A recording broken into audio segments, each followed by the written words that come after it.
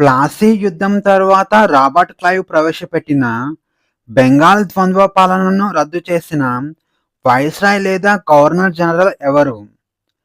ఏ. Lord Cornwallis, B. Warren Hastings, C. Lord Wellesley, D.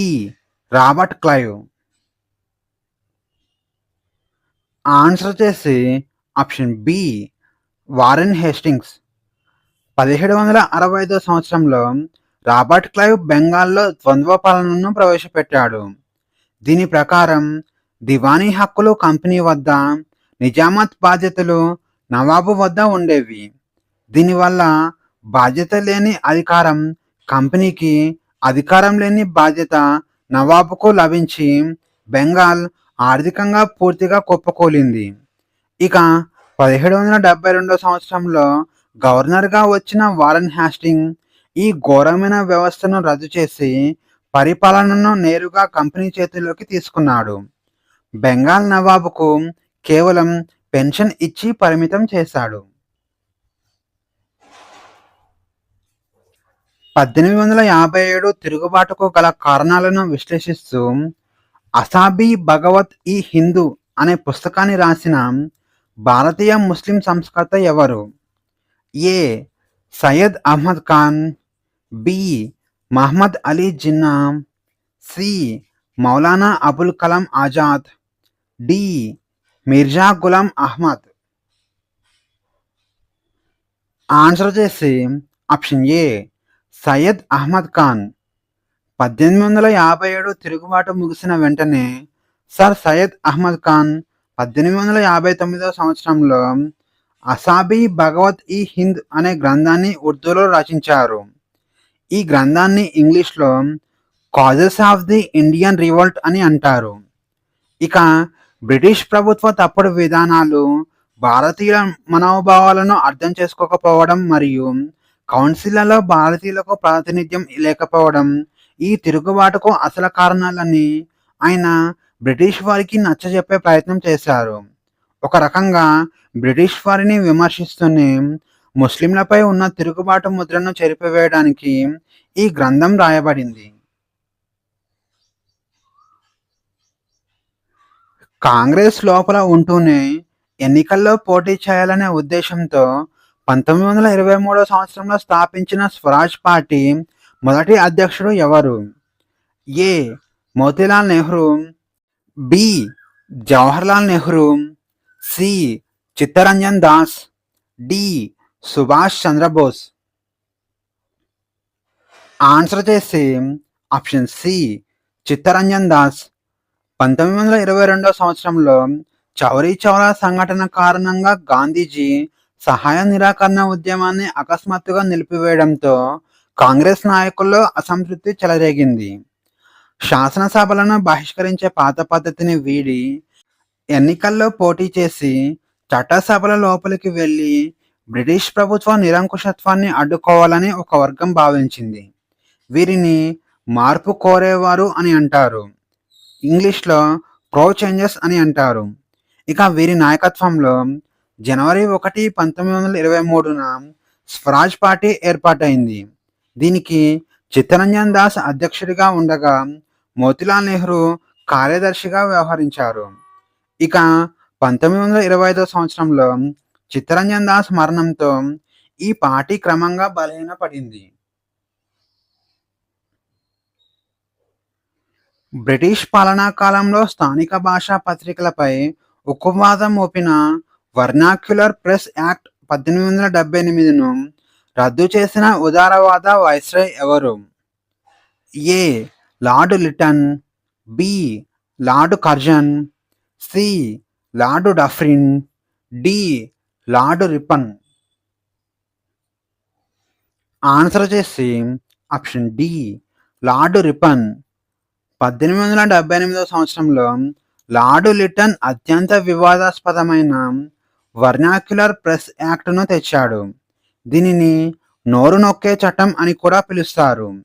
ఇక British ప్రభుత్వ విధానాలను విమర్శించే ప్రాంతీయ భాషా పత్రికలను, ఆస్తులను జప్తు చేసే అధికారం దీని ద్వారా మెజిస్ట్రేట్లకు లభించింది.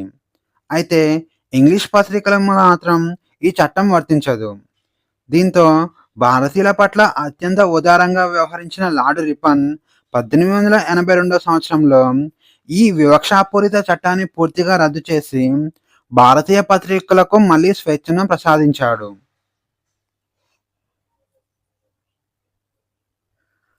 1802 సంవత్సరం నాటి బెస్సిన్ ఒప్పందం ద్వారా బ్రిటిష్ వారి సైన్య సహకార పద్ధతిని అంగీకరించిన మరాఠా పీష్వా ఎవరు? ఏ. రెండవ బాజీరావు, బి. రెండవ Madhavrao, C. Balaji Bajirao, D. Raghunathrao. Answer వచ్చేసి ఆప్షన్ ఏ రెండవ బాజీరావు. మరాఠా సర్దార్లైన హోల్కర్, సింధియాల మధ్య జరిగిన అంతర్గత పోరాటంలో పీష్వా రెండవ బాజీరావు ఓడిపోయి ప్రాణరక్షణ కోసం బ్రిటిష్ వారి శరణు కోరాడు. 1802 డిసెంబర్ 31న ఆయన లార్డ్ వెల్లెస్లీ ప్రవేశపెట్టిన సైన్య సహకార పద్ధతిపై సంతకం చేస్తూ బెస్సిన్ ఒప్పందం కుదుర్చుకున్నాడు. దీని ప్రకారం పూనాలో బ్రిటిష్ సైన్యాన్ని ఉంచడానికి, దానికి అయ్యే ఖర్చును భరించడానికి అంగీకరించాడు. ఈ ఒప్పందం మరాఠాల స్వతంత్రాన్ని పూర్తిగా దెబ్బతీసింది మరియు ఇది రెండవ ఆంగ్లో మరాఠా యుద్ధానికి దారితీసింది. భారతదేశంలో ఆంగ్ల విద్యకు పునాది వేసిన మెకాలే మినిట్స్ ఏ గవర్నర్ జనరల్ కాలంలో ఆమోదించబడింది? A. Lord Dalhousie, B. William Bentinck, C. Lord Warren Hastings, D. Lord Auckland. Answer వచ్చేసి option B lord William Bentinck. భారతదేశంలో విద్య ఏ భాషలో బోధించాలనే విషయంలో ప్రాచ్యవాదులు, ఆంగ్లవాదులు మధ్య తీవ్ర వివాదం నడిచింది. అప్పుడు లార్డ్ విలియం బెంటిక్ తన లా మెంబర్ అయిన థామస్ బాబింగ్టన్ మెకాలేను విద్యా కమిటీ అధ్యక్షుడిగా చేశాడు. మెకాలే 1835 సంవత్సరంలో తన ప్రసిద్ధ మినిట్స్ను సమర్పిస్తూ పాశ్చాత్య విజ్ఞానాన్ని ఇంగ్లీష్ ద్వారా బోధించాలని గట్టిగా వాదించాడు. ఇక రక్తం, రంగులో భారతీయులుగా ఉంటూ ఆలోచనలు, అభిరుచుల్లో బ్రిటిష్ వారిగా ఉండే ఒక క్లర్కుల వర్గాన్ని తయారు చేయడమే దీని యొక్క ప్రధాన లక్ష్యం. బెంటిక్ దీనిని ఆమోదించి అధికారిక విద్యా విధానంగా మార్చాడు. 1928 సంవత్సరంలో బ్రిటిష్ ప్రభుత్వం నియమించిన సైమన్ కమిషన్లో ఉన్న మొత్తం సభ్యుల సంఖ్య ఎంత? ఏ. 5, బి. 6, సి. 7, డి. 8 మంది. ఆన్సర్ వచ్చేసి ఆప్షన్ సి 7. 1919 మౌంటిక్ చెమ్స్ఫోర్డ్ సంస్కరణల చట్టం పనితీరును సమీక్షించడానికి మరియు భారతదేశంలో తదుపరి రాజ్యాంగ మార్పులను సూచించడానికి బ్రిటిష్ ప్రభుత్వం చట్టబద్ధంగా 10 సంవత్సరాల తర్వాత కమిషన్ వేయాల్సి ఉంది. కానీ బ్రిటన్ ఎన్నికల దృష్ట్యా 2 సంవత్సరాల ముందుగానే, అనగా 1927 నవంబర్లో సర్ జాన్ సైమన్ అధ్యక్షతన ఈ కమిటీని వేశారు. ఇందులో చైర్మన్తో కలిపి మొత్తం 7 సభ్యులు ఉన్నారు. వీరంతా బ్రిటిష్ సభ్యులే ఉన్నారు. ఇక భారతదేశ భవిష్యత్తును నిర్ణయించే కమిటీలో ఒక్క భారతీయుడికి కూడా స్థానం లేకపోవడం కాంగ్రెస్ దీనిని ఆల్ వైట్ కమిషన్గా అభివర్ణించి దేశవ్యాప్తంగా సైమన్ గో బ్యాక్ నిరసనలు చేపట్టింది. దక్షిణ భారతదేశంలో ఉప్పు సత్యాగ్రహానికి నాయకత్వం వహిస్తూ తిరుచిరాపల్లి నుంచి వేదారణ్యం వరకు పాదయాత్ర చేసిన నేత ఎవరు? A. K. Kelappan, B. Tanguturi Prakasam Pantulu, C. C. Rajagopalachari, D. Kumaraswamy Kamaraj. Answer చేసి option C C. Rajagopalachari. Gandhiji గుజరాత్లో దండి యాత్ర చేపట్టినప్పుడు దానికి మద్దతుగా దేశంలోని వివిధ తీర ప్రాంతాల్లో ఉప్పు సత్యాగ్రహాలు జరిగాయి. ఇక తమిళనాడులో ప్రసిద్ధ కాంగ్రెస్ నాయకుడు సి. రాజగోపాలాచారి ఈ ఉద్యమానికి నాయకత్వం వహించారు. ఆయన ఏప్రిల్ 1930లో తన అనుచరులతో కలిసి తిరుచిరాపల్లి నుంచి తంజావూరు తీరంలోని వేదారణ్యం వరకు సుదీర్ఘ పాదయాత్ర చేసి అక్కడ ఉప్పు చట్టాలను ఉల్లంఘించారు. ఇక కేరళలో కేలప్పన్, ఆంధ్ర తీర ప్రాంతంలో శిబిరాల వద్ద ఈ ఉద్యమం జరిగింది. 1857 తిరుగుబాటు సమయంలో బ్రిటిష్ వారికి వ్యతిరేకంగా కాన్పూర్ ప్రాంతంలో పోరాటాన్ని నడిపించిన వీరుడు ఎవరు? A. Khan Bahadur Khan, B. Kunwar Singh, C. Begum Hazrat Mahal, D. Nana Sahib. Answer వచ్చేసి ఆప్షన్ డి, నానా సాహెబ్. మరాఠా చివరి పేష్వా అయిన రెండవ బాజీరావు దత్తపుత్రుడే దోందూ పంత్. ఆయననే నానాసాహెబ్ అని అంటారు. ఇక లార్డ్ డల్హౌసీ ప్రవేశపెట్టిన రాజ్య సంక్రమణ సిద్ధాంతం ప్రకారం నానాసాహెబ్కు ఇవ్వాల్సిన వార్షిక పెన్షన్ను బ్రిటిష్ ప్రభుత్వం నిలిపివేసింది. దీనికి నిరసనగా 1857 సంవత్సరంలో ఆయన కాన్పూర్లో తిరుగుబాటు చేశారు. ఆయనకు జనరల్ తాంతియా తోపే, అజీముల్లా ఖాన్లు అండగా నిలిచారు. ఇక తిరుగుబాటు విఫలమైన తర్వాత నానాసాహెబ్ లొంగిపోకుండా నేపాల్ అడవుల్లోకి వెళ్ళిపోయారు. స్వదేశీ ఉద్యమ కాలంలో బెంగాల్ నేషనల్ కాలేజ్ స్థాపించబడింది. దీనికి మొదటి ప్రిన్సిపల్గా వ్యవహరించింది ఎవరు? A. Aurobindo Ghosh, B. Rabindranath Tagore, C. Surendranath Banerjee, D. Satish Chandra Mukherjee. Answer వచ్చేసి ఆప్షన్ ఏ, అరవిందో ఘోష్. 1905 బెంగాల్ విభజనకు వ్యతిరేకంగా వచ్చిన స్వదేశీ ఉద్యమంలో భాగంగా జాతీయ విద్యా విధానం ఒక ముఖ్యమైన వ్యూహంగా మారింది. ఇక బ్రిటిష్ ప్రభుత్వ ఆధీనంలో ఉన్న విద్యా సంస్థలను బహిష్కరించి సొంతంగా జాతీయ సంస్థలను స్థాపించాలని నిర్ణయించారు. దీనికోసం ఆగస్టు 1906లో నేషనల్ కౌన్సిల్ ఆఫ్ ఎడ్యుకేషన్ ఏర్పాటైంది. దీని కింద స్థాపించబడిన బెంగాల్ నేషనల్ కాలేజ్ అండ్ స్కూల్కు ప్రముఖ జాతీయవాద నాయకుడు, మేధావి అయిన అరవిందో ఘోష్ మొట్టమొదటి ప్రిన్సిపల్గా బాధ్యతలు స్వీకరించారు. ఇక రవీంద్రనాథ్ ఠాగూర్ శాంతినికేతన్ స్ఫూర్తితో ఈ విద్యా సంస్థలు నడిచాయి. గాంధీజీ భారతదేశంలో చేపట్టిన తొలి శాసనోల్లంఘన ఉద్యమంగా పరిగణించబడే సత్యాగ్రహం ఏది? ఏ. అహ్మదాబాద్ మిల్లు సమ్మె, బి. ఖేడా సత్యాగ్రహం, సి. చంపారన్ సత్యాగ్రహం, డి. రౌలత్ సత్యాగ్రహం. ఆన్సర్ చేసి ఆప్షన్ సి, చంపారన్ సత్యాగ్రహం. 1915 సంవత్సరంలో దక్షిణాఫ్రికా నుంచి వచ్చిన తరువాత గాంధీజీ భారతదేశంలో చేపట్టిన మొట్టమొదటి విజయవంతమైన పోరాటం చంపారన్ సత్యాగ్రహం. అక్కడ బ్రిటిష్ భూస్వాములు తీన్ కత్యా పద్ధతి ద్వారా రైతులు తమ 20 వంతుల భూముల్లో 3 వంతులు ఖచ్చితంగా నీలిమందులు పండించాలని బలవంతం చేసేవారు. రాజ్ కుమార్ శుక్లా ఆహ్వానంపై గాంధీజీ అక్కడకు వెళ్ళారు. ప్రభుత్వం ఆయనను జిల్లా విడిచి వెళ్ళిపోవాలని ఆదేశించిన ఆయన శాసనోల్లంఘన చేస్తూ అక్కడే ఉండి పోరాడి రైతులకు 25% పరిహారం వెనక్కి ఇప్పించారు. ఇది ఆయనకు భారతదేశ వ్యాప్తంగా గుర్తింపు తెచ్చిపెట్టింది. బ్రిటిష్ ఇండియాలో ఫాదర్ ఆఫ్ ఇండియన్ అన్రెస్ట్ అని వాలెంటైన్ చిరోల్ ఎవరిని విమర్శించాడు? A. Lala Lajpati Rai, B. Bal Gangadhar Tilak, C. Bipin Chandrapal, D. Subhash Chandrabose.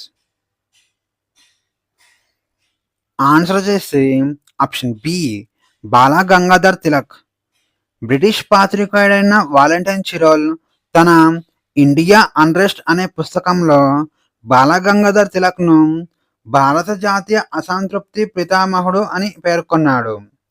Tilak తన కేసరి, మరాఠా పత్రికల ద్వారా అలాగే గణేష్ ఉత్సవాలు, శివాజీ ఉత్సవాల ద్వారా ప్రజలలో బ్రిటిష్ వ్యతిరేక భావజాలాన్ని తీవ్రంగా నూరిపోస్తున్నారని ఆయన ఈ విధంగా రాశారు. ఇక దీనిపై తిలక్ లండన్ కోర్టులో వాలంటైన్ చర్యలపై పరువు నష్టం దావా కూడా వేశారు. 1885 డిసెంబర్లో బాంబేలో జరిగిన మొదటి భారత జాతీయ కాంగ్రెస్ సమావేశానికి అధ్యక్షత వహించినది ఎవరు? A. Umesh Chandra Banerjee, B. Dadabhai Naoroji, C. Badruddin Tyabji, D. Firoz Shah Mehta. Answer వచ్చేసి option A Umesh Chandra Banerjee. Allan Octavian Hume చొరవతో డిసెంబర్ 28, 1885లో బాంబేలోని గోకుల్దాస్ తేజ్పాల్ సంస్కృత కాలేజీలో భారతీయ జాతీయ కాంగ్రెస్ యొక్క మొట్టమొదటి సమావేశం జరిగింది. దీనికి దేశం నలుమూలల నుంచి 72 మంది ప్రతినిధులు హాజరయ్యారు. ఈ చారిత్రాత్మక తొలి సమావేశానికి బెంగాల్కు చెందిన ప్రముఖ న్యాయవాది ఉమేష్ చంద్ర బెనర్జీ అధ్యక్షుడిగా ఎన్నికయ్యారు. ఇక రెండవ సమావేశానికి దాదాభాయ్ నౌరోజీ, మూడవ సమావేశానికి మొదటి ముస్లిం అధ్యక్షుడిగా బద్రుద్దీన్ త్యాబ్జీ అధ్యక్షత వహించారు.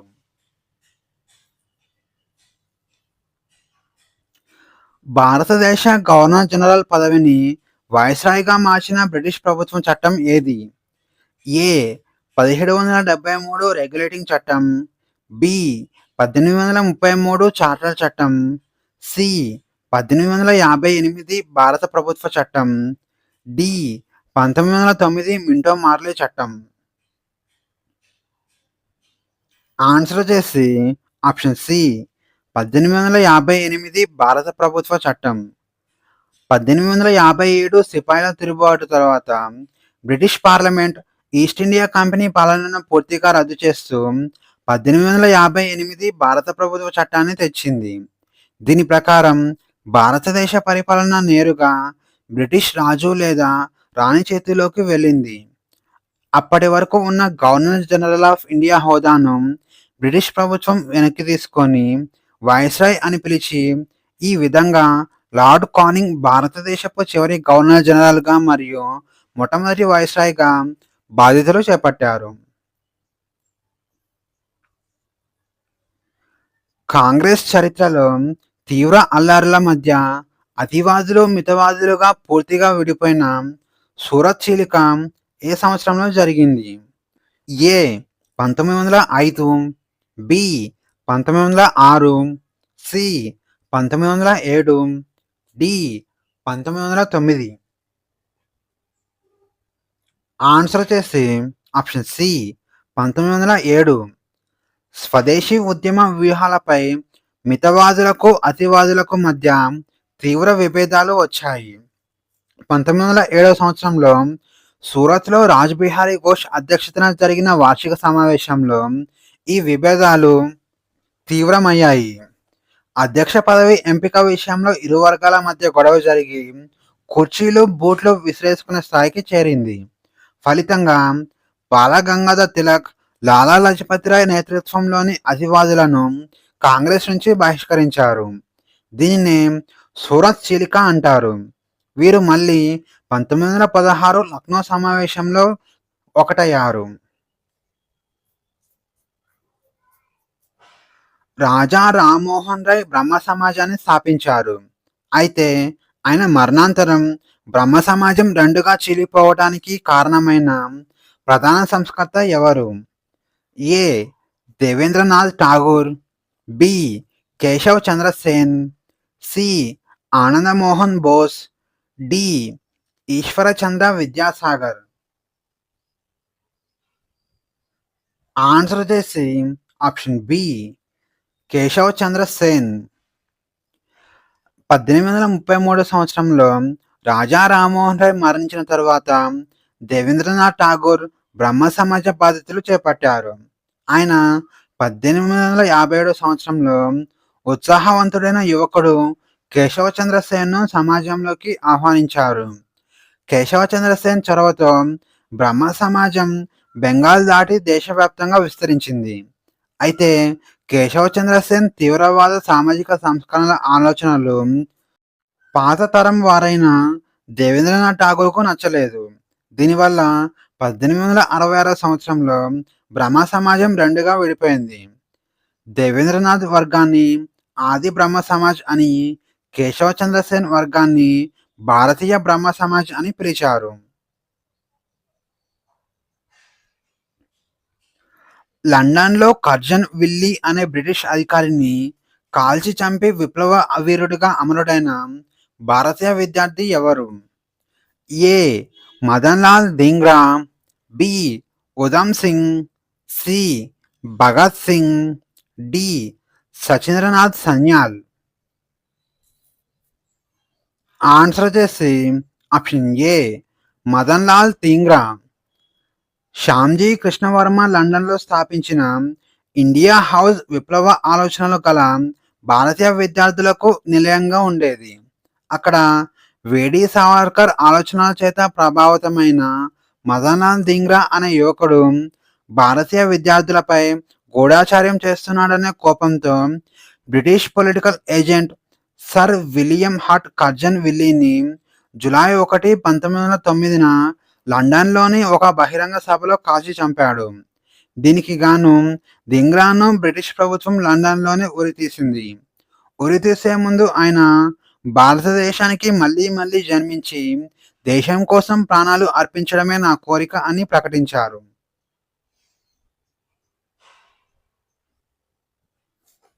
1940 సంవత్సరంలో ముస్లిం లీగ్ ఏ సమావేశంలో అధికారికంగా పాకిస్తాన్ తీర్మానం లేదా లాహోర్ తీర్మానాన్ని ఆమోదించింది? ఏ. కరాచీ సమావేశం, బి. ఢిల్లీ సమావేశం, సి. ఢాకా సమావేశం, డి. లాహోర్ సమావేశం. ఆన్సర్ వచ్చేసి ఆప్షన్ డి లాహోర్ సమావేశం. మార్చి 24, 1940న మహమ్మద్ అలీ జిన్నా అధ్యక్షతన జరిగిన ముస్లిం వార్షిక లాహోర్ సమావేశం అత్యంత చారిత్రాత్మకమైనది. ఈ సమావేశంలోనే ముస్లింలు మెజారిటీగా ఉన్న వాయువ్య, ఈశాన్య ప్రాంతాలను విడదీసి స్వతంత్ర సార్వభౌమ ముస్లిం రాష్ట్రాలను ఏర్పాటు చేయాలనే అధికారిక తీర్మానాన్ని ఆమోదించారు. దీనినే పాకిస్తాన్ తీర్మానం అని కూడా అంటారు.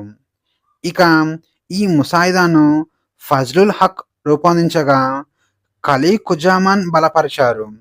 దీన్నే తర్వాత మహమ్మద్ అలీ జిన్నా ద్విజాతి సిద్ధాంతాన్ని మరింత తీవ్రతరం చేశారు.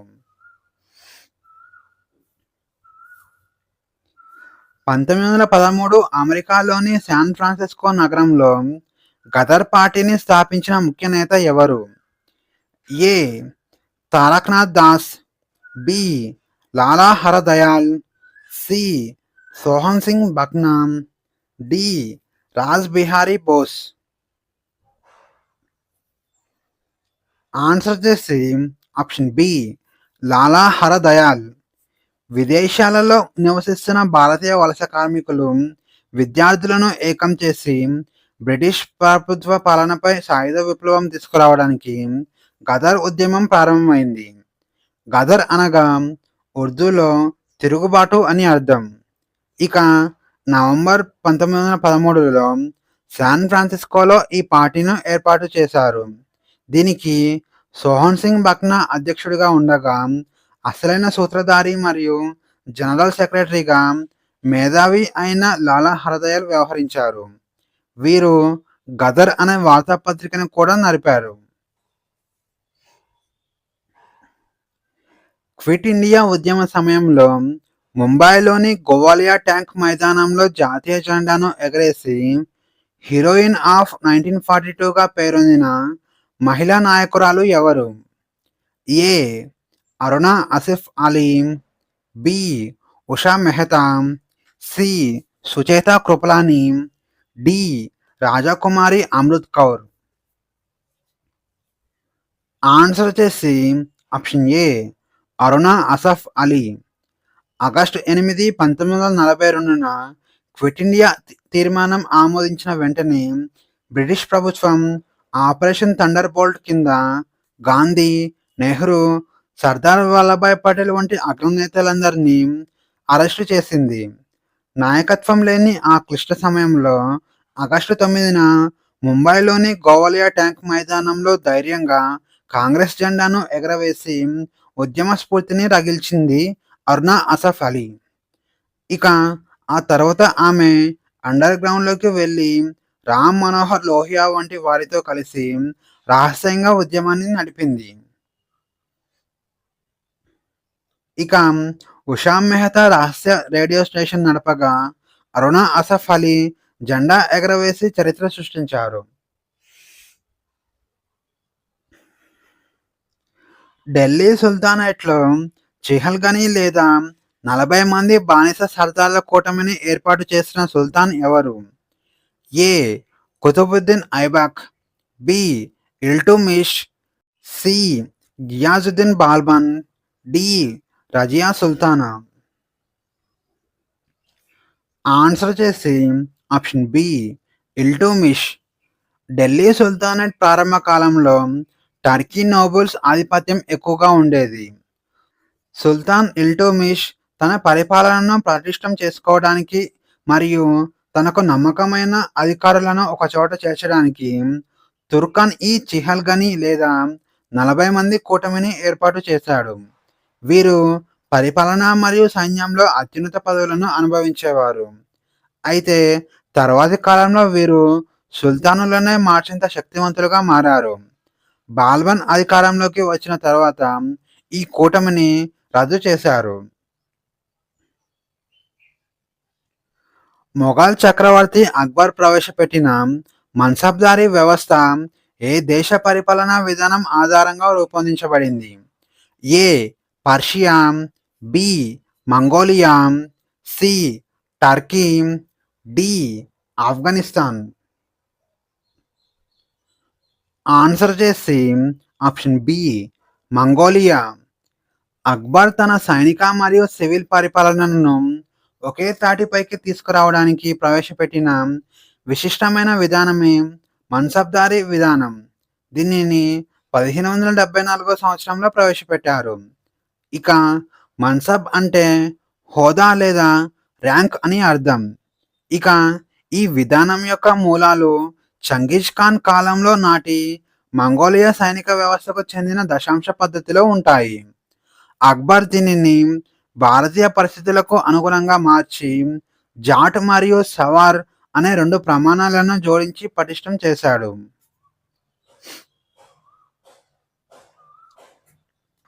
క్రీస్తు శకం 1565 నాటి తల్లికోట యుద్ధంలో విజయనగర సైన్యానికి నేతృత్వం వహించిన ప్రధానమంత్రి ఎవరు? ఏ. శ్రీకృష్ణదేవరాయలు, బి. సాళువ నరసింహరాయలు, సి. అలియా రామరాయలు, డి. తిరుమల రాయలు. ఆన్సర్ చేసి ఆప్షన్ సి అలియా రామరాయలు. జనవరి 23, 1565న దక్షిణ భారతదేశ చరిత్రను మలుపు తిప్పిన రాక్షసి తంగడి యుద్ధం లేదా తల్లికోట యుద్ధం జరిగింది. ఈ యుద్ధం జరిగే నాటికి సదాశివరాయలు నామమాత్రపు రాజుగా ఉండగా అసలు అధికారం అంతా సదాశివరాయల బావ అయిన అలియా రామరాయల చేతుల్లో ఉండేది.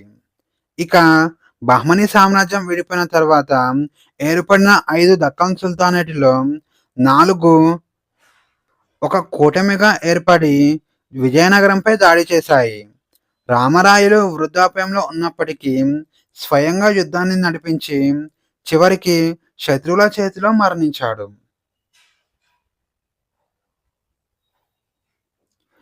ఢిల్లీ సుల్తానేట్ కాలంలో భూమిని కొలిచే ప్రామాణిక కొలత గజ్-ఇ సికందరీని ప్రవేశపెట్టినది ఎవరు? A. Alauddin Khilji, B. Muhammad bin Tughlaq, C. Sikandar Lodi, D. Bahlul Lodi. Answer చేసి ఆప్షన్ సి సికిందర్ లోడి. లోడి వంశానికి చెందిన గొప్ప పాలకుడు సికిందర్ లోడి. ఈయన 1489 నుంచి 1517 వరకు పరిపాలించాడు. ఇక ఈయన వ్యవసాయాన్ని, భూమి శిస్తు వసూళ్లను క్రమబద్ధం చేయడానికి 32 అంగుళాల పొడవు గల గజీ సికందరీ అనే భూమి కొలత విధానాన్ని ప్రవేశపెట్టాడు. ఈ కొలబద్ద మధ్యయుగంలో ఎంత ప్రసిద్ధి చెందిందంటే, తర్వాతి కాలంలో షేర్షా సూరి మరియు అక్బర్ కూడా తన భూ సంస్కరణలలో దీనిని ప్రాథమిక కొలతగా వాడారు. ఇక ఆగ్రా నగరాన్ని 1504 సంవత్సరంలో స్థాపించింది కూడా ఈయనే.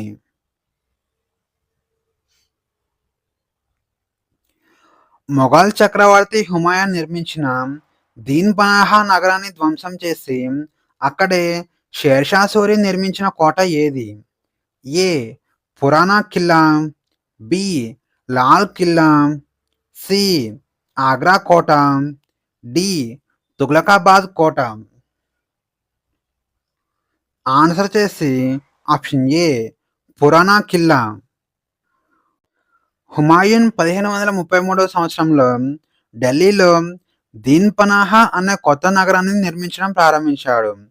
అయితే 1540 సంవత్సరంలో చౌసా, కనౌజ్ యుద్ధాలలో హుమాయూన్ను ఓడించి సూర్ వంశాన్ని స్థాపించిన షేర్షా సూరి ఆ నగర నిర్మాణాన్ని ధ్వంసం చేసి అదే పునాదులపై తన శైలిలో ఒక భారీ కోటను నిర్మించాడు. దానినే నేడు ఢిల్లీలో పురాణా కిల్లా అని పిలుస్తున్నారు. ఇక షేర్షా సూరి మరణానంతరం మళ్ళీ అధికారంలోకి వచ్చిన హుమాయూన్ ఈ కోటలోని షేర్ మండల్ అనే లైబ్రరీ మెట్లపై నుంచి జారిపడి మరణించాడు. శివాజీ పరిపాలనా మంత్రిమండలి అయిన అష్టప్రధాన్లో ఆర్థిక వ్యవహారాలను చూసే మంత్రిని ఏమని పిలిచేవారు? A. Peshwa, B. Amatya, C. Sumant, D. Waqia Navis. Answer చేసి ఆప్షన్ బి అమాత్య. మరాఠా సామ్రాజ్య స్థాపకుడు ఛత్రపతి శివాజీ పరిపాలనలో తనకు సహాయం చేయడానికి 8 మంది మంత్రులతో కూడిన అష్టప్రధాన్ వ్యవస్థను ఏర్పాటు చేశాడు. ఇందులో పీష్వా అంటే ప్రధానమంత్రి, రాజ్యానికి సంబంధించిన రాబడి, ఖర్చులు మరియు సాధారణ ఆర్థిక నిర్వహణను పర్యవేక్షించే అధికారిని అమాత్య లేదా మజుందార్ అని పిలిచేవారు. ఇక సుమంత్ విదేశీ వ్యవహారాలు చూసేవాడు. వాకియా నవీస్ అంతర్గత మరియు గూఢచారి వార్తలను సేకరించేవాడు.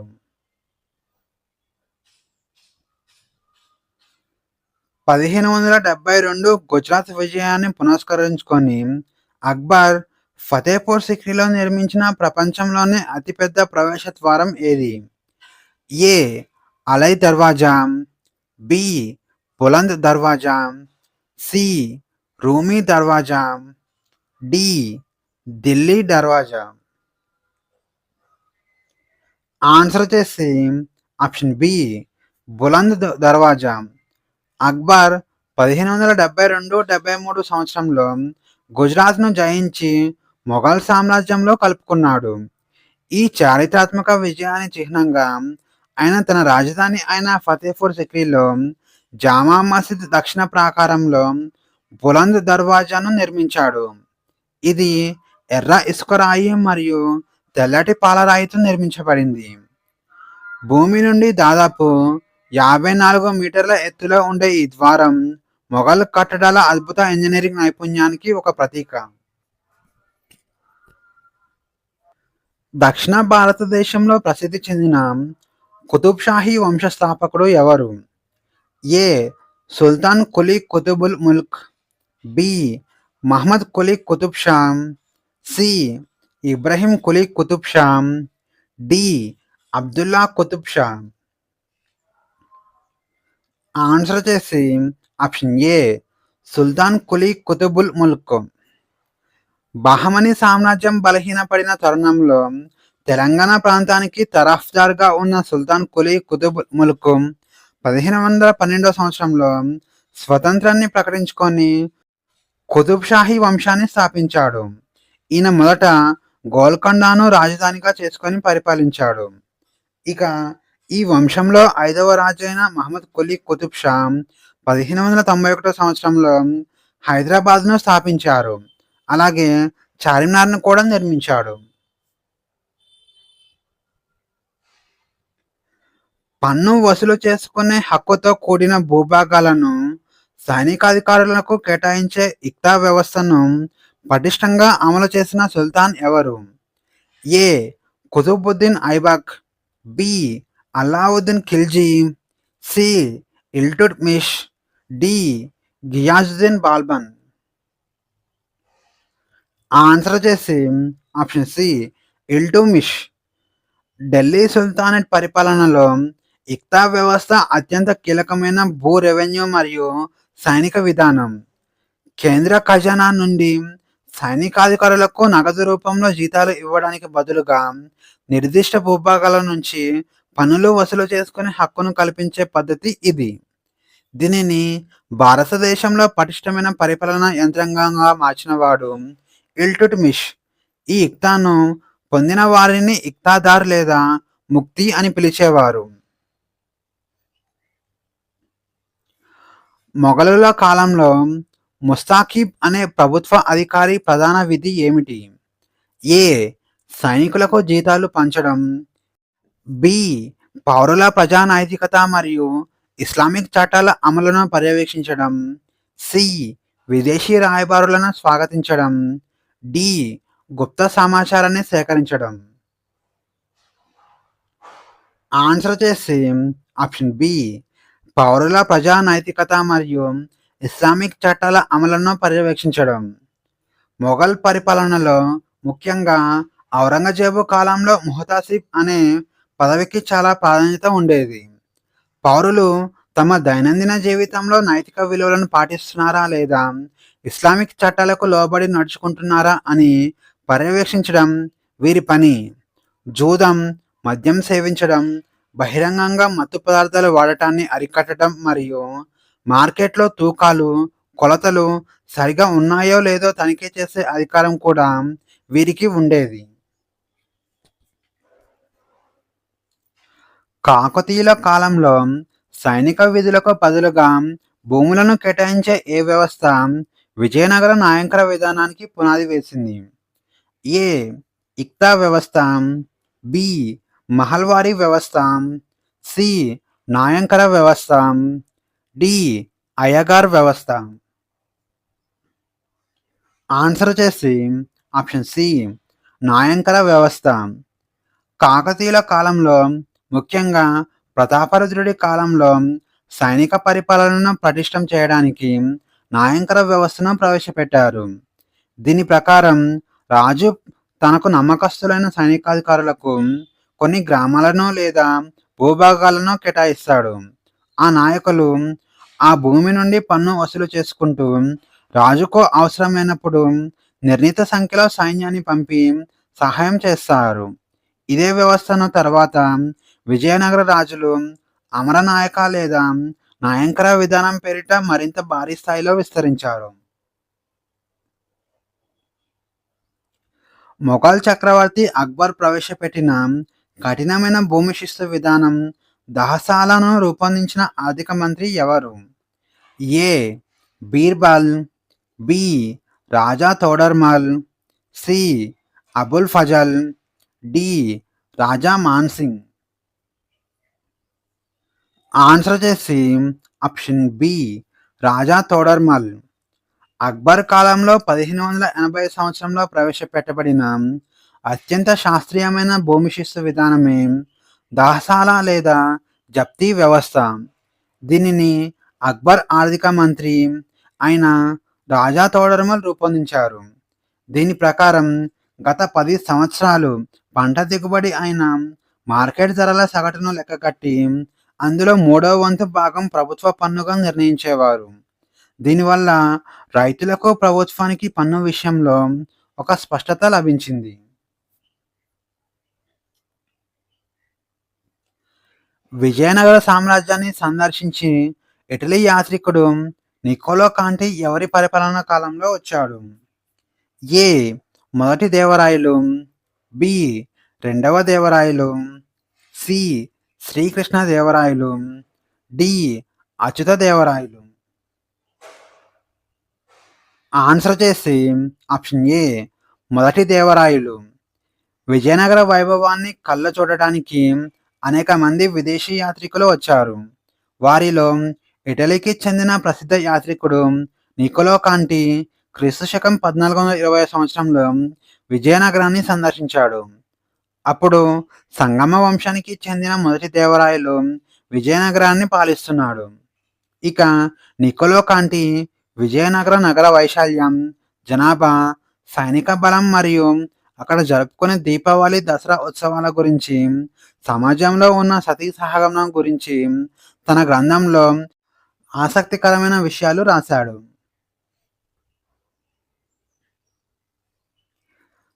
సిక్కుల పవిత్ర గ్రంథం గురు గ్రంథ్ సాహిబ్లో ఏ ప్రసిద్ధ సూఫీ సన్యాసి యొక్క భక్తి గీతాలు చేర్చబడ్డాయి?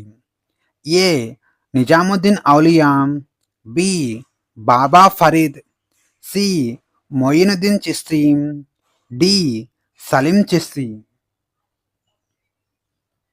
ఆన్సర్ చేసి ఆప్షన్ బి బాబా ఫరీద్. చిస్తి సూఫీ శాఖకు చెందిన ప్రసిద్ధ సన్యాసి బాబా ఫరీద్ పంజాబ్ ప్రాంతంలో నివసించేవాడు. ఆయన మానవతావాద బోధనలు, పంజాబీ భాషలో రాసిన శ్లోకాలు సమాజంలో అందరినీ ఆకట్టుకున్నాయి. ఇక 5వ సిక్కు గురువు అయిన గురు అర్జున్ దేవ్ క్రీస్తు శకం 1604 సంవత్సరంలో దీనిని సంకలనం చేసినప్పుడు సిక్కు గురువుల బోధనలతో పాటు బాబా ఫరీద్ రాసిన 112 శ్లోకాలను కూడా అందులో గౌరవప్రదంగా చేర్చారు. దక్కన్ ప్రాంతంలో శివాజీ శైలి గెరిల్లా యుద్ధ తంత్రంకు అధ్యక్షుడిగా ఏ అహ్మద్ నగర్ వజీర్ను పరిగణిస్తారు? A Malik Ambar, B Afzal Khan, C Mir Jumla, D Shahaji Bhonsle. Answer చేసి option A Malik Ambar. Ahmadnagar Nizam Shahi రాజ్యంలో ప్రధానమంత్రిగా పనిచేసిన మాలిక్ అంబర్ ఒక అబిసినియన్ బానిస. ఈయన అసాధారణ మేధావి. మొఘల్ సైన్యం దక్కన్పైకి దండెత్తినప్పుడు తన పరిమిత సైన్యంతో కొండలు, కోనల ఆధారంగా శత్రువులను ముప్పుతిప్పులు పెట్టే గెరిల్లా అనే యుద్ధ పద్ధతిని ఈయనే విస్తృతంగా వాడాడు. ఇదే పద్ధతిని తర్వాత శివాజీ నేర్చుకొని మరాఠా సామ్రాజ్య విస్తరణకు విజయవంతంగా ఉపయోగించాడు. ఇక మాలిక్ అంబర్ ప్రవేశపెట్టిన భూ సంస్కరణలు కూడా దక్కన్లో ప్రసిద్ధి చెందాయి. సింధు నాగరికత కాలం నాటి ఏకైక కృత్రిమ ఓడరేవు నగరం ఏది? A Lothal, B Harappa, C Mohenjodaro, D Chanhudaro. Answer చేసి ఆప్షన్ ఏ లోతాల్. గుజరాత్లోని బొగావో నది తీరాన ఉన్న లోతాల్ నగరాన్ని సింధు నాగరికత కాలం నాటి ప్రసిద్ధ వాణిజ్య కేంద్రంగా పేర్కొంటారు. ఇక్కడ తవ్వకాల్లో ప్రపంచంలోనే అత్యంత పురాతనమైన మానవ నిర్మిత ఇటుకల ఓడరేవో బయటపడింది. ఇది పశ్చిమ ఆసియా దేశాలతో సముద్ర మార్గం ద్వారా జరిగిన అంతర్జాతీయ వాణిజ్యానికి నిదర్శనం. లోతాల్ను మినీ హరప్పా అని కూడా పిలుస్తారు. ఇక్కడ పూసల తయారీ పరిశ్రమ, కౌలల ఖననం మరియు వరి పండించిన ఆనవాలు కూడా లభించాయి.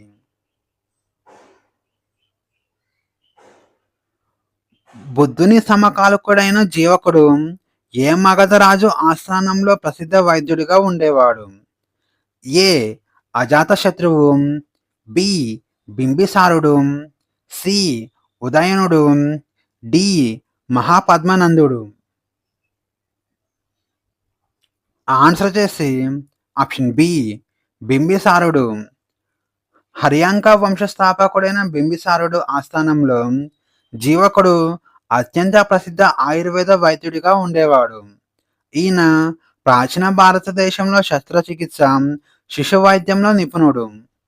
బింబిసారుడు తన మిత్రుడైన అవంతిరాజు చండాప్రజోచరణుడు కామెర్ల వ్యాధితో బాధపడుతున్నప్పుడు ఆయనకు చికిత్స చేయడానికి జీవకుడిని ఉజ్జయినికి పంపించాడు. అలాగే గౌతమ బుద్ధుడికి అనారోగ్యం చేసినప్పుడు కూడా జీవకుడే వైద్యం అందించాడు. జీవకుడు తర్వాత కాలంలో బౌద్ధ మతాన్ని స్వీకరించాడు. మౌర్య పరిపాలనలో సన్నిధాత అనే ఉన్నతాధికారి ప్రధాన విధి ఏమిటి? ఏ. సైనిక దళాల పర్యవేక్షణ. బి. పన్నుల వసూలు చేయడం. సి. ప్రభుత్వ ఖజానా మరియు గిడ్డంకుల పర్యవేక్షణ. డి. న్యాయస్థాన ప్రధాన న్యాయమూర్తి. ఆన్సర్ చేసి ఆప్షన్ సి. ప్రభుత్వ ఖజానా మరియు గిడ్డంకుల పర్యవేక్షణ. కౌటిల్యుని అర్థశాస్త్రం ప్రకారం మౌర్యుని పరిపాలనలో అత్యంత కేంద్రీకృతమైన పటిష్టమైన సంస్కరణలతో నడిచేది. అందులో కేంద్ర స్థాయిలో ఉన్న ఇద్దరు అత్యున్నత ఆర్థిక అధికారులతో సన్నిధాత ఒకరు. ఆయన ప్రభుత్వ ఖజానాకు ధాన్యపు గిడ్డంకులకు అధిపతిగా ఉండేవారు. రాజ్యంలో వచ్చే ఆదాయాన్ని భద్రపరచడం, ఖజానా రికార్డులను నిర్వహించడం ఈయన యొక్క బాధ్యత.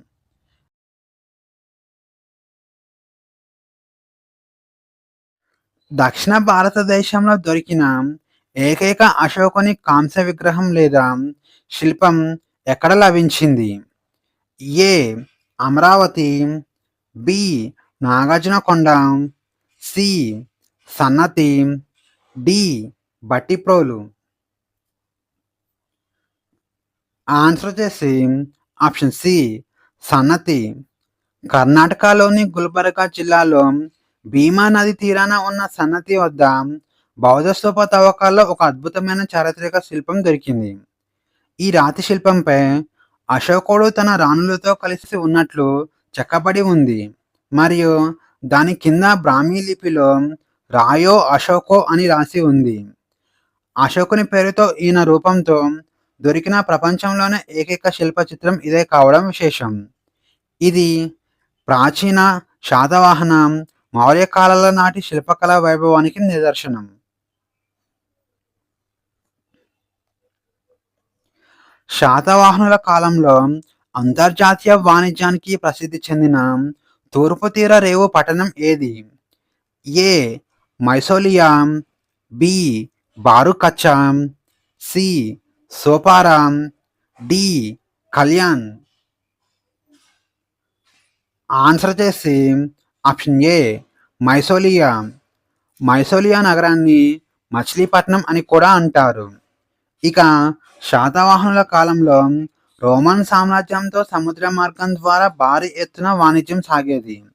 వారి సామ్రాజ్యానికి రెండు వైపులా రేవు పట్టణాలు ఉండేవి.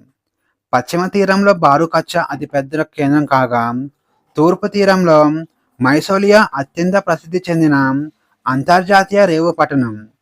ఇక్కడి నుండి రోమ్ దేశానికి నాణ్యమైన మస్లిన్ వస్త్రాలు, ఇనుము, మసాలా దినుసులు ఎగుమతి అయ్యేవి. ఇక గ్రీకు నావికుడు రాసిన పెరిప్లన్ ఆఫ్ ది ఎరిథ్రియన్ సీ గ్రంథంలో కూడా మైసోలియా ప్రస్తావన ఉంది. గుప్తుల కాలంలో రాసిన అమరకోశం గ్రంథ రచయిత అమరసింహుడు ఏ మతానికి చెందినవారు? ఏ. వైష్ణవ మతం. బి. బౌద్ధ మతం. సి. జైన మతం. డి. శైవ మతం. ఆన్సర్ చేసి ఆప్షన్ బి. బౌద్ధ మతం. రెండవ చంద్రగుప్తుని ఆస్థానంలో ఉన్న నవరత్నాలలో అమరసింహుడు ఒకరు.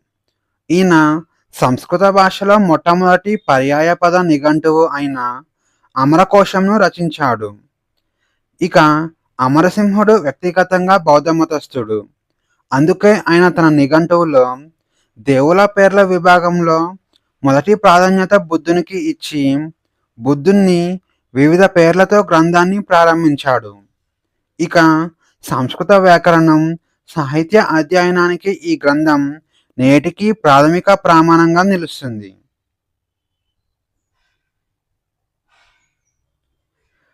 క్రీస్తు శకం 634 నాటి ప్రసిద్ధ ఐహోలు ప్రశస్తిని సంస్కృతంలో రచించిన కవి ఎవరు?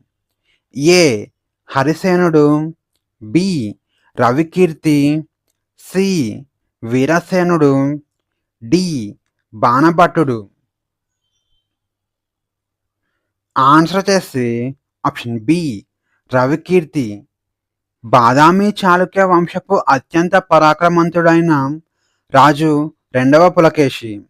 ఆయన ఉత్తర భారత పాలకుడైన హర్షవర్ధనుడిని నర్మదా నది ఒడ్డున ఓడించిన చారిత్రాత్మక విజయాన్ని వివరిస్తూ ఆహ్యోలులోని మేఘూతి జైన దేవాలయ గోడపై ఒక శాస్త్రం చెక్కబడింది. దీనిని పులకేశి ఆస్థాన కవి అయిన రవికీర్తి సంస్కృత భాషల్లో అద్భుతమైన కావ్యశైలిలో రచించాడు. ఈ శాసనం చివర్లో రవికీర్తి తనను తాను కాళిదాసు భారవిలతో సమానమైన కవిగా వర్ణించుకున్నాడు. ఇందులో మహాభారత యుద్ధం జరిగిన సంవత్సరం ఆధారంగా కాలగణన చేయడం విశేషం. ఋగ్వేదంలోని ఏ మండలంలో ప్రసిద్ధ పురుష సూక్తం ఉంది? ఇది చాతుర్వర్ణ వ్యవస్థను మొదటిసారిగా పేర్కొంటుంది. ఏ మూడవ మండలం, బి ఏడవ మండలం, సి తొమ్మిదవ మండలం, డి 10వ మండలం. ఆన్సర్ వచ్చేసి ఆప్షన్ డి 10వ మండలం. ఋగ్వేదంలోని మొత్తం 10 మండలాలు ఉన్నాయి. అలాగే 1028 సూక్తాలు ఉన్నాయి. వీటిలో 10వ మండలం అత్యంత చివరి కాలంలో చేర్చబడినదిగా పరిగణిస్తారు. ఈ 10వ మండలంలోని పురుష సూక్తం ఉంది. దీని ప్రకారం ఒక ఆది పురుషుని శరీరం నుంచి 4 వర్ణాలు ఉద్భవించాయి.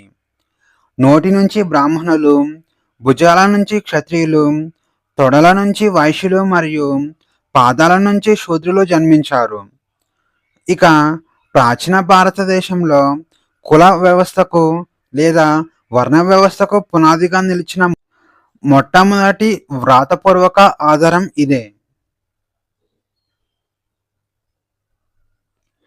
గుప్త యుగంలో రాసిన ముద్ర రాక్షసం నాటక రచయిత ఎవరు?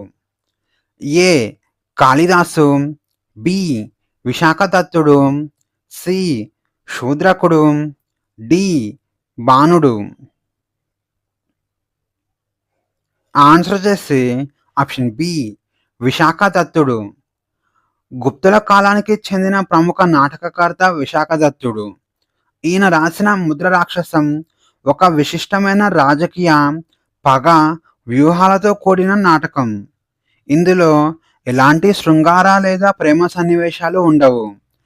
చంద్రగుప్త మౌర్యుడు తన గురువైన చాణక్యుని సహాయంతో నందవంశాన్ని ఎలా అంతమొందించాడు మరియు నందుల యొక్క నమ్మకస్తుడైన మంత్రి రాక్షసుడిని చాణక్యుడు తన ముద్ర ద్వారా ఎలా లొంగదీసుకొని మౌర్య సామ్రాజ్యానికి మంత్రిగా చేశాడనేది ఈ నాటకం యొక్క ఇతివృత్తం. ఇక మౌర్యుల కాలం నాటి సామాజిక రాజకీయ పరిస్థితులను అర్థం చేసుకోవడానికి ఇది చక్కని ఆధారంగా ఉపయోగపడుతుంది. 483వ సంవత్సరంలో బుద్ధుని మరణాంతరం మొదటి బౌద్ధ సంగీతిని అధ్యక్షత వహించినది ఎవరు? ఏ మహాకశ్యపుడు, బి సబాకమి, సి మొగలిపొత్త తిస్సాం, డి వసుమిత్రుడు. ఆన్సర్ వచ్చేసి ఆప్షన్ ఏ మహాకశ్యపుడు. గౌతమ బుద్ధుడు మహాపరినిర్యాణం చెందిన వెంటనే ఆయన బోధనలను భద్రపరచడానికి మగధరాజు అజాతశత్రువు ఆధ్వర్యంలో రాజగృహంలోని సప్తపర్ణి గుహలో మొదటి బౌద్ధ సమావేశం జరిగింది. ఈ చారిత్రాత్మక సభకు బుద్ధుని ముఖ్య శిష్యుడైన మహాకశ్యపుడు అధ్యక్షత వహించాడు. ఈ సమావేశంలోని బుద్ధుని మహా ప్రియ శిష్యుడైన ఆనందుడు సుత్తపీఠకం, ఉపాలి, వినయపీఠకం లను క్రోడీకరించారు. ఇక బౌద్ధమత విభజనకు ముందే జరిగిన ఈ పవిత్రమైన సభ ఇది.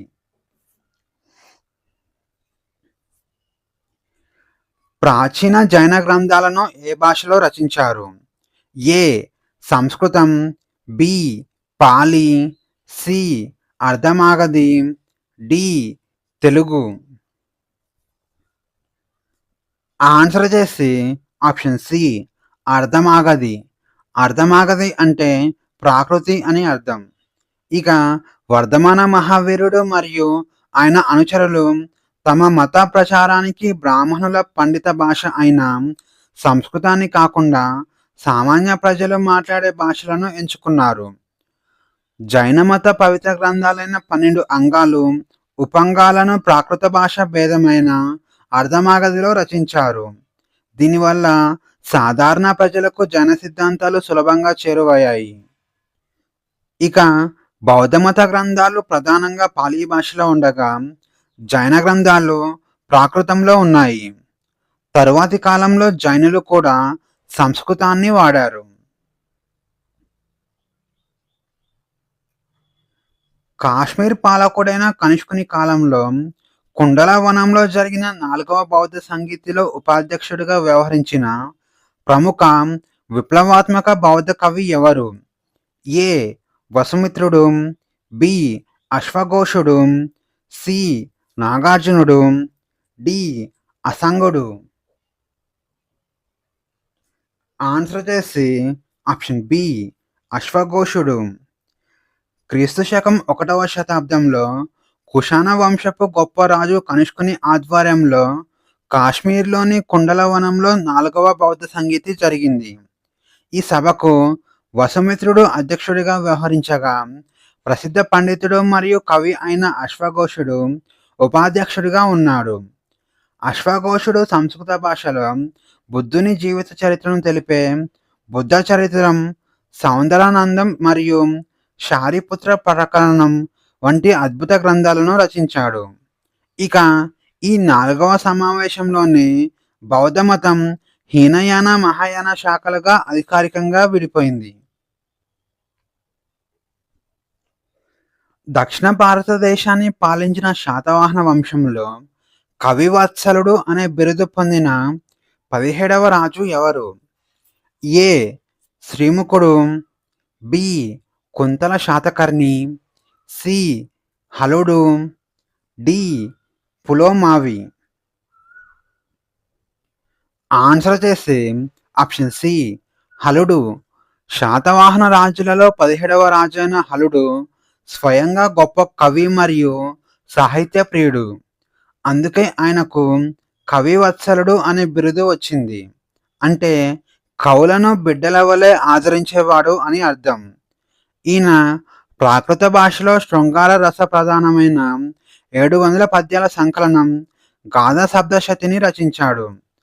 హలుని ఆస్థానంలో ఉన్న గుణాఢ్యుడు బృహత్ కథను పైశాచీ ప్రాకృతం భాషలో, అలాగే శర్వవర్మ స్వాతంత్ర వ్యాకరణాన్ని సంస్కృత భాషలో రచించారు.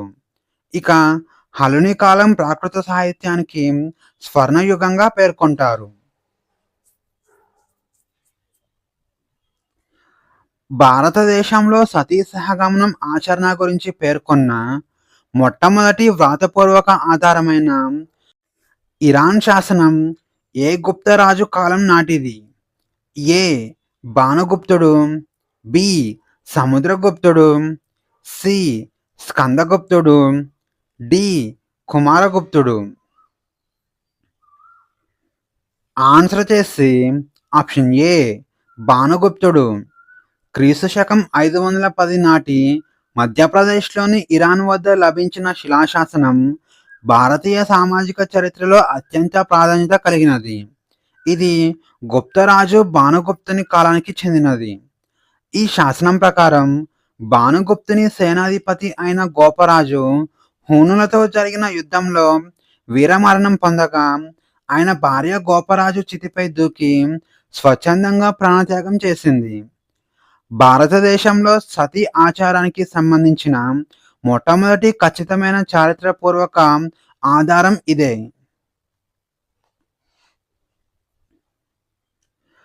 వర్ధన వంశపు రాజు హర్షవర్ధనుడు ప్రతి 5 సంవత్సరాలకు ఒకసారి ప్రయాగలో అంటే అలహాబాద్లో నిర్వహించే ఏ మహాసభకు చైనా యాత్రికుడు హుయాన్సాంగ్ హాజరయ్యాడు? A. Dhamma Mahasabha, B. Moksha Parishad, C. Kannauj assembly, D. Ratnagiri సభ.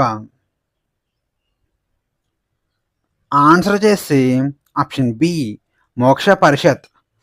హర్షవర్ధనుడు గొప్ప దాత మరియు బౌద్ధమత అభిమాని.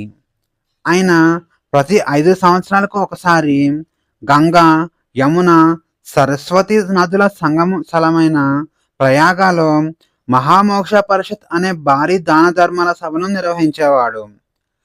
క్రీస్తు శకం 643 జరిగిన 6వ మహామోక్ష పరిషత్కు చైనా బౌద్ధ ముని అయిన హుయాన్సాంగ్ ముఖ్య అతిథిగా హాజరయ్యారు. ఈ సభలో హర్షుడు తన 5 సంవత్సరాల సంపాదనంతా ప్రజలకు, పండితులకు దానం చేసి, చివరికి తాను ధరించిన రాజవస్త్రాలను కూడా దానం చేసి, తన సోదరి రాజశ్రీ వద్ద పాత వస్త్రాలు అడుక్కొని ధరించేవాడు. ఇక ఈ వీడియోలోని కంటెంట్ మీకు నచ్చినట్లయితే లైక్ చేయండి, షేర్ చేయండి, అలాగే సబ్స్క్రైబ్ చేసుకోవడం మర్చిపోకండి. మళ్ళీ నెక్స్ట్ వీడియోలో కలుద్దాం. Thank you.